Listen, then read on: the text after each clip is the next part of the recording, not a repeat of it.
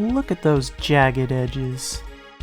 Look at those low-resolution pre-rendered backgrounds. Listen to that awful voice acting. You were almost a Jill sandwich. This has aged like a carton of milk. No one could still love this. Well, I do. On December 3rd, 1994, gaming was revolutionized by the release of the Sony PlayStation. In Japan at least. While it was far from the first game console to use CDs or have 3D graphics, it was the first to have success with both on a massive scale. The system launched in the US almost a year later on September 9th, 1995, and was a huge hit.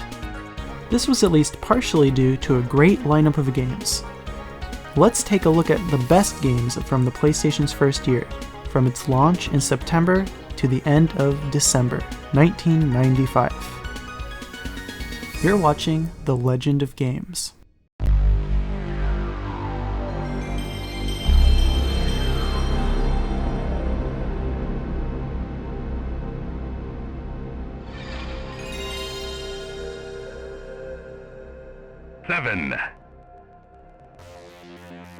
Quite possibly the bloodiest game of the PlayStation's launch year, Loaded is a top-down action game in the vein of Smash TV. Taking place on a prison planet, you pick from one of 6 escaped criminals who must fight their way out. Now, these aren't your typical run-and-gun heroes. By that, I mean, for the most part, they're extremely ugly. I mean, here's this big dude wearing a diaper, here's another dude wearing a dress, well, at least there's a hot chick. The game can be played single player or with a friend, and while it can get pretty repetitive, it's also fun and extremely satisfying when you kill enemies. I mean, listen to that sound. Oh yeah. It also has a pretty sweet industrial soundtrack. Had this game come out any other year, it probably wouldn't have been in a top 7. Still, give it a shot. If you like mindless action, you can do a lot worse.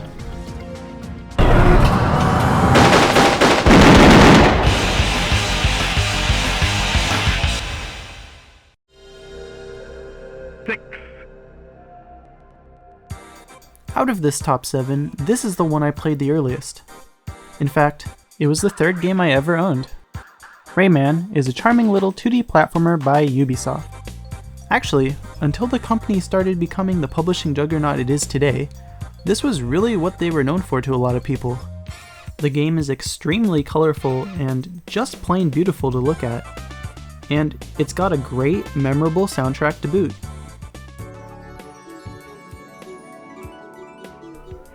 However, this game is extremely difficult. As a kid, I could never get past the 3rd area.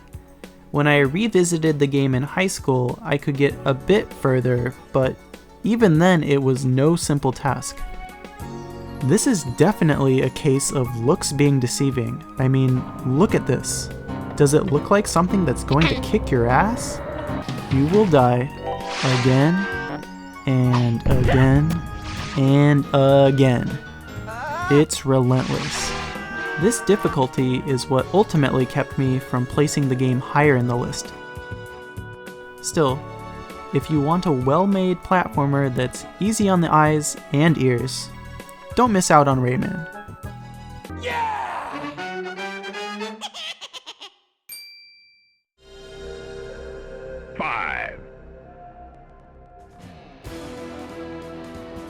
Warhawk is a futuristic flight-based combat game published by Sony.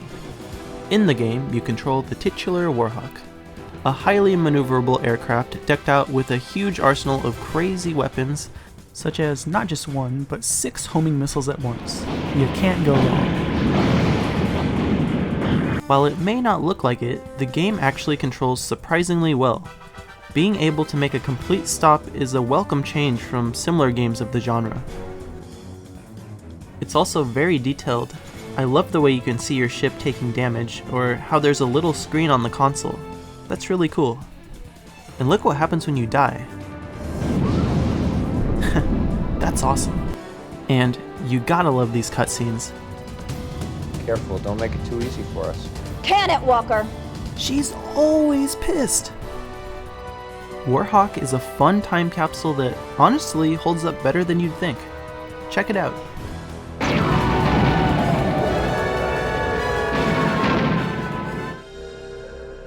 Four.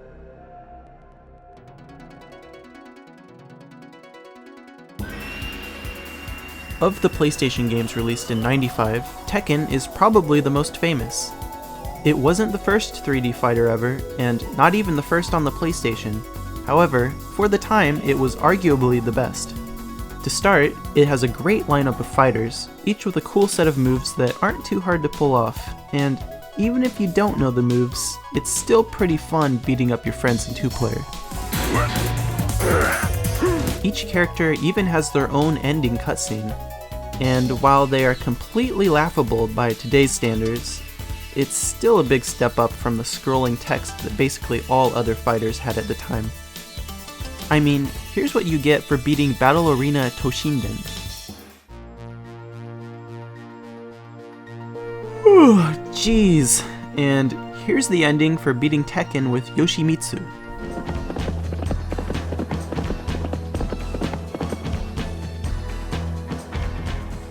Cheesy, but quite an improvement, I'd say.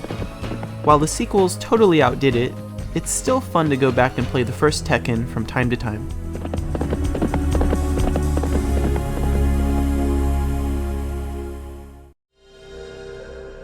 Three. If you like Ace Combat, then you'll love Air Combat. Just kidding, but the series was called Air Combat in English regions before being retconned by its first sequel. While Warhawk is based in the future with over-the-top weapons and crafts that control more like spaceships, Air Combat features a large lineup of real-life fighter jets, 16 to be precise. This was another game I had at a very young age, but unlike Rayman, I wasn't a big fan at first, if for no other reason than it being far too complicated for my age. However, playing it as an adult, I could finally enjoy it. Despite how old it is, the combat still feels action-packed and exciting, and with the large variety of mission objectives, the game never feels stale. Successfully shooting down an enemy is something that will always be fun. Stay with them. Get away.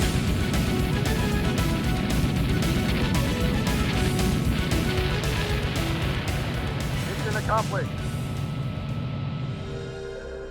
Two. Now here's a game that completely caught me off guard. Ridge Racer was actually a launch title for the PlayStation in Japan as well as the US. You wouldn't think a racing game that first released in 1994 and 93 in arcades would hold up at all, but it totally does. It's not like a modern racer that has a ton of tracks and cars. Ridge Racer has 4 cars and only 1 track, with slight variations, yet that doesn't matter because it's an arcade racer and doesn't play like your typical Need for Speed or Burnout. You want to master that 1 track in each of its modes. You'll play it again and again and notice something different each time that will help you on your road to victory. Like how each of the opponent cars has its own personality, especially that asshole red car. Come on, are you serious? And when you finally place first, the feeling of accomplishment is amazing. I got everything on camera, so you'll watch it later, huh? You're the greatest! And you know what? This is the 3rd game in a row I've covered in this list that's by Namco. They had a pretty good year in '95.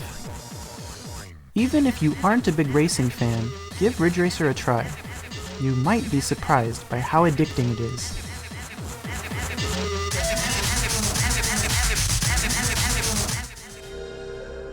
One. In a time before Mario 64, no one really knew how to make a 3D platformer. But in November of '95, Jumping Flash came along with an awesome and now extremely unique take. Instead of having a camera follow the main character, everything is seen in first person. While that's normally associated with shooters and adventure games, it actually works great in this case. Why? The jumping.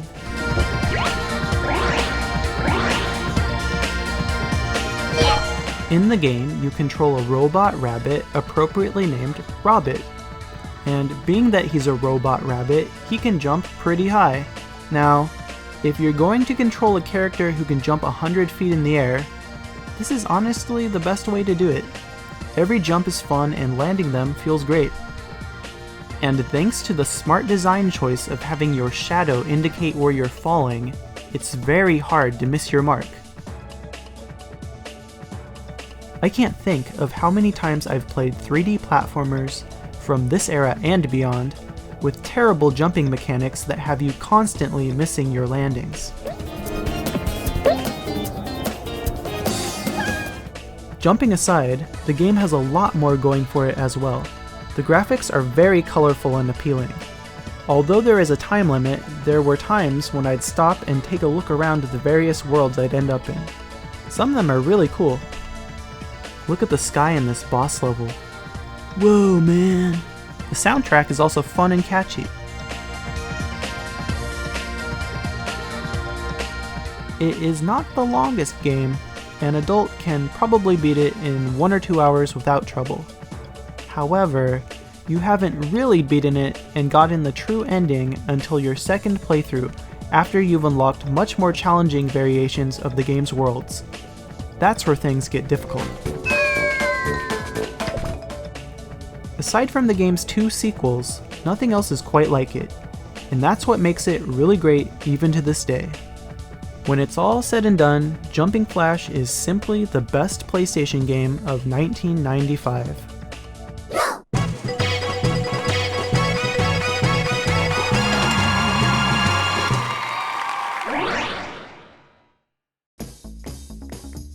Well, there you have it.